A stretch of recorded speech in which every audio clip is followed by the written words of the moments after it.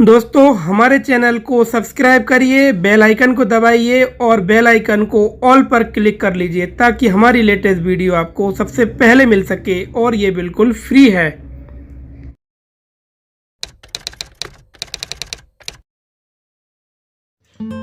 Hello everyone, I am advocate Rajesh Lodhi. आप सभी का बहुत बहुत स्वागत है हमारे यूट्यूब चैनल पर। दोस्तों इस वीडियो में हम आपको बताएंगे कि किसी विवाहित महिला का अपने सास ससुर की संपत्ति पर 2022 में कितना अधिकार है, उसको कितना हक मिलेगा। तो दोस्तों वीडियो बहुत ही इंटरेस्टिंग है और वीडियो को ध्यान से देखिएगा। दोस्तों हम आपको जो बात बता रहे हैं उसको आप ध्यान से समझिए। अक्सर होता यह है कि जो सीआरपीसी के सेक्शन 125 के तहत महिला मेंटेनेंस के लिए क्लेम करती है और उसको जो है पति मेंटेनेंस देता है, और कई केसों में जो है पत्नी के खिलाफ मेंटेनेंस के ऑर्डर होते हैं, मतलब कि पति जो है पत्नी से मेंटेनेंस लेता है। अब पति पत्नी से मेंटेनेंस कब लेता है? जबकि पति जो है कमा नहीं पा रहा है पैसे, या शारीरिक या मानसिक रूप से अक्षम है, और कई कारण हैं जिनकी वजह से कोर्ट ऑर्डर कर देते हैं कि जो पति है पत्नी से मेंटेनेंस लेगा। और पत्नी मेंटेनेंस कब देती है? जबकि वो कोई बिजनेस करती है या कोई नौकरी करती है, या उसके पास कोई ऐसा आय का स्रोत है जहां से उसको आमदनी होती है। तो ये तो हो गई पति और पत्नी की बात। लेकिन आज का जो टॉपिक है वो थोड़ा सा डिफरेंट है। आज हम आपको बात करेंगे, आज हम आपको बताएंगे कि क्या सास ससुर की जो संपत्ति होती है उस पर भी एक महिला, एक बहू जो होती है वो अधिकार कर सकती है, वो हिस्सा ले सकती है, वो मेंटेनेंस ले सकती है।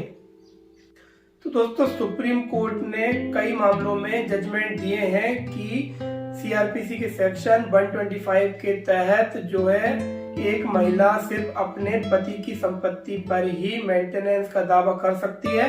वह अपने पति के घर में रहने का अधिकार रखती है, लेकिन वह अपने सास ससुर की जो संपत्ति है उस संपत्ति पर जो है मेंटेनेंस का दावा नहीं कर सकती है, वह मेंटेनेंस नहीं ले सकती है।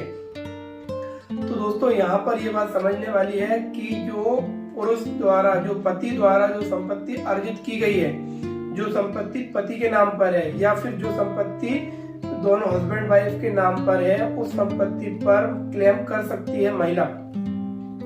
लेकिन अगर कोई संपत्ति जो है उसके पिता द्वारा, मतलब कि जो पति है, पति के पिता यानी कि ससुर द्वारा अर्जित की गई है, उस संपत्ति पर क्लेम नहीं किया जा सकता है। कई जजमेंट में सुप्रीम कोर्ट ने ये बात स्पष्ट कर दी है। अब दोस्तों यहाँ पर ये बात भी समझने वाली है कि जो पति जहाँ रहता है, मान लीजिए कि पति कोई रेंट के घर में रहता है या पति कोई पिता के घर में रहता है, ऐसी स्थिति में पत्नी को यह अधिकार है कि जहां पति रहता है उस जगह पर रहने का जो है पत्नी को अधिकार है, और पति के नाम पे जो संपत्ति है उस पर क्लेम करने का पत्नी को अधिकार है। लेकिन पत्नी को यह अधिकार नहीं है कि वो अपने सास ससुर की संपत्ति पर जो है क्लेम करे, मेंटेनेंस के लिए केस फाइल करे। अब यहाँ पर एक बात और समझने वाली है कि मान लीजिए कोई पैतृक संपत्ति है। पैतृक संपत्ति से मतलब है कोई दादा परदादा की संपत्ति है, मतलब जो ससुर हैं, ससुर के पिता की संपत्ति है या उनके पूर्वजों की संपत्ति है, जो कि पीढ़ी दर पीढ़ी ट्रांसफर होके चली आ रही है। तो ऐसी स्थिति में दोस्तों होता यह है कि पैतृक संपत्ति पर जो है पति और उसकी बहनों का, मतलब कि जो महिला है उसका पति और उसकी ननद का अधिकार बनता है।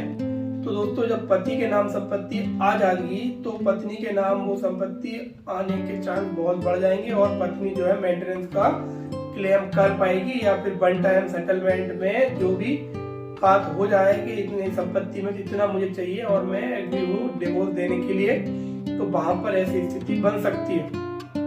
तो अक्सर होता यह है कि हम कई केसों में देखते हैं कि जो महिलाएं होती हैं, महिलाएं क्या करती हैं कि पति की संपत्ति पर क्लेम करती हैं, और कुछ महिलाएं जो है सास ससुर की संपत्ति पर भी मेंटेनेंस के लिए क्लेम करती हैं। लेकिन दोस्तों जो मेन जो कंडीशन होती है वह यही होती है कि अक्सर पति भी अपनी संपत्ति को जो है अपने नाम से परचेज नहीं करते हैं। जो भी संपत्ति परचेज करते हैं, मान लीजिए कोई केस चल रहा होता है उनका कोर्ट में तो मेंटेनेंस का, तो वो पहले से सतर्क हो जाते हैं और वो पिता के नाम या अपने भाई बहन के नाम पे या अपनी माँ के नाम पे संपत्ति परचेज करते हैं। तो यहाँ पर ये बात जानना जरूरी है कि कोई अगर पति है वो पैसे कमा रहा है, लेकिन संपत्ति परचेज कर रहा है, लेकिन वो अपने नाम से नहीं कर रहा है और वो क्या कर रहा है कि अपनी बहन के, अपने भाई या अपने पिता या माता के नाम पे संपत्ति को खरीद रहा है। यहाँ पर अगर कोई महिला ये प्रूफ कर देती है कि जो मेरे पति की आय यहाँ से हो रही है, इनकम यहाँ से होती है और उसने इस इनकम से ये संपत्ति फलाने व्यक्ति के नाम पे कराई है, अगर ये प्रूफ कर देती है तो पत्नी को यह अधिकार होगा कि उस संपत्ति पर भी वह मेंटेनेंस क्लेम कर पाएगी और अपना जो है दावा कर पाएगी। तो दोस्तों आप समझ गए होंगे कि जो पति की संपत्ति पर ही पत्नी क्लेम कर सकती है, मेंटेनेंस का अधिकार रखती है, वह सास ससुर की संपत्ति पर कोई भी अधिकार नहीं रखती है। सुप्रीम कोर्ट ने ये बात कई जजमेंट में स्पष्ट कर दी है। तो दोस्तों आशा करते हैं आपको वीडियो पसंद आई होगी। हमारे चैनल को सब्सक्राइब करिए, वीडियो को लाइक करिए, ज्यादा से ज्यादा शेयर करिए ताकि आपके परिचित और आपके रिश्तेदारों को भी ये जानकारी मिल सके।